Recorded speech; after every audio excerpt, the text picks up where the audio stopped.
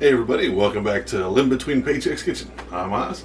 Jack and Lady are still down at Lake Jackson because of COVID. We're trying to do whatever. So this is coming from my little shitty apartment kitchen thing. So if you see anything run through or like crawl on the wall or something behind me, I didn't mean to. It's the week after Thanksgiving and we've run out of leftovers and we want to do something new, and a friend of mine posted a thing. Shout out to Ben. Thank you very much for letting me know how to do this. And we're going to try this, man. Still relatively new.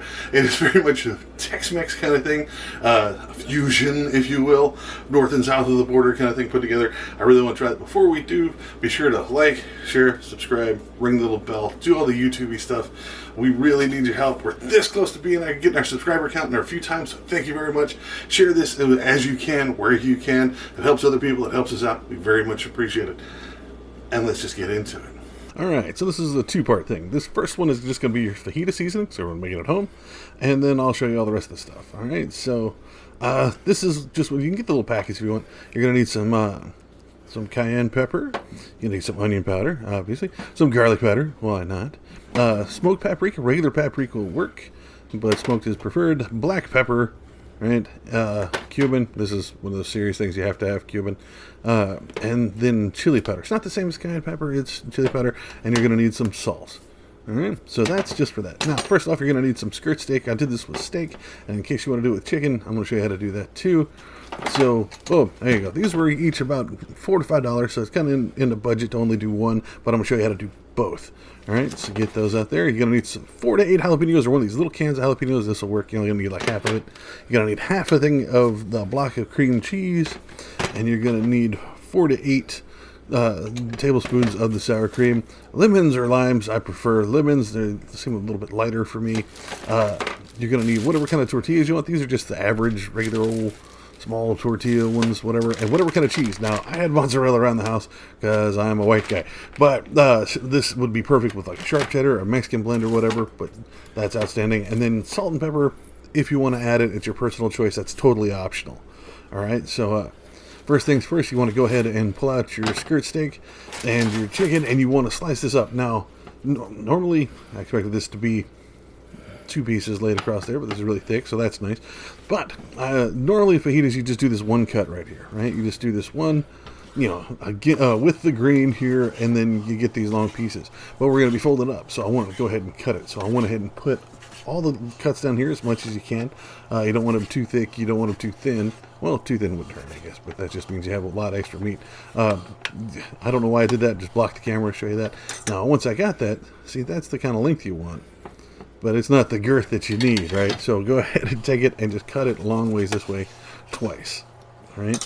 Now, make sure it cuts all the way down, or you're going to have a lot of it stringing together. So do this twice, and then put these on a plate, set them aside, and let's do the chicken real quick.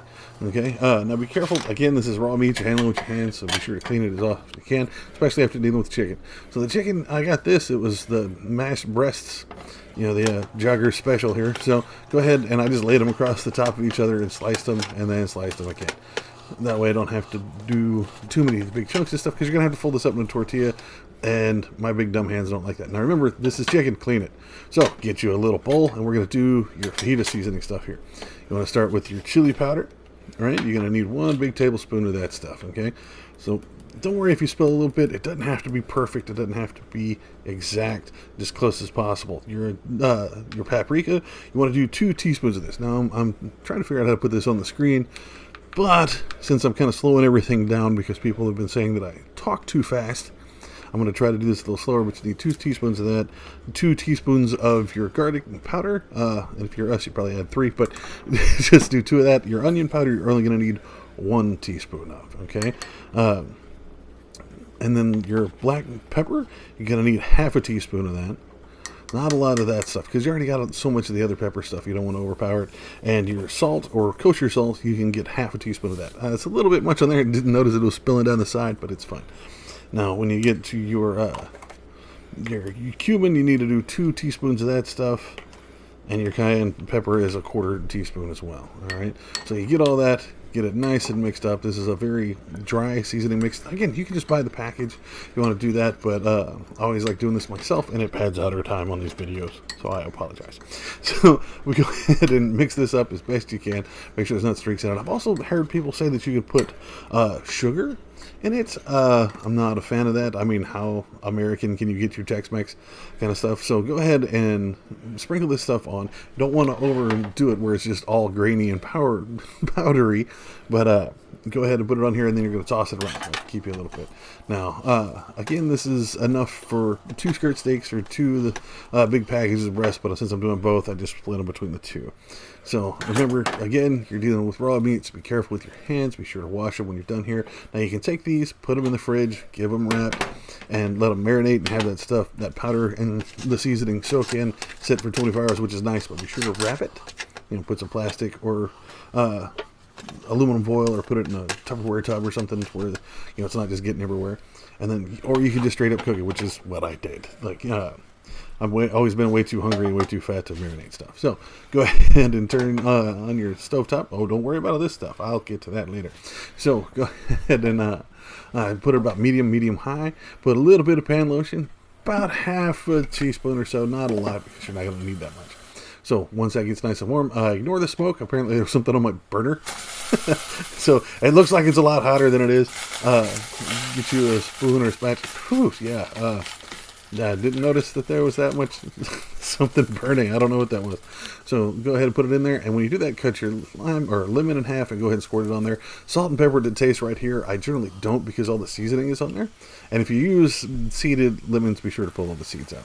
So after 10 to 12 minutes, it's going to cook down like this. Go ahead and get you a plate and pull it out. You don't need to save all the drippings and all the liquid stuff. All right, so pull that off, set it to the side. Now chicken will do the same thing, exact same skillet. Go ahead and put a little bit of your pan lotion. All right. Well, I just washed it, so it's a little sitting on top there, so I apologize. So go ahead and just put your chicken in there, and then stir it around. And again, cook it 10 to 12 minutes. Stir it around. Make sure to put the meat on the metal. Make sure it's cooked until there's no pink left, right? It'll all be white and brown this color, and it's gorgeous. And this is when the whole house smells like awesome, and you want to eat it, but you had this whole other 2 stages that you got to do later. So once you get that nice and cooked, go ahead and pull that off, kill the heat, and I'm going to show you how to do this. So we're going to mix this stuff that goes in it. You're going to need 4 to 8 of these tablespoons of the sour cream minimum. I use the light sour cream because I'm a fat guy and I don't want my heart to explode yet, really. So, and then your cream cheese block, you're going to need half of it. Careful with your fingers. I cut out the part where I cut myself a little bit, but if you want to leave this stuff out so it's a little softer, a little easier to work with, it's probably better. You're going to have to mash it, and you're probably going to want a bigger bowl. I kind of screwed up. And then, because you're supposed to use this whole thing of cheese, I definitely had to get a bigger bowl. So you want to take this and mix it up as best you can. It's going to be harder to get into. Throw in your jalapenos here. If you sliced your own, put them in here. If not, use about half of this can. Got a project I'm going to use the other half for later. I'll show you all in another video. So just go ahead and throw these in here. Somebody said that because they're in a can, they wouldn't be hot. Trust me, these are sure enough spicy as just regular jalapenos go, so that's good.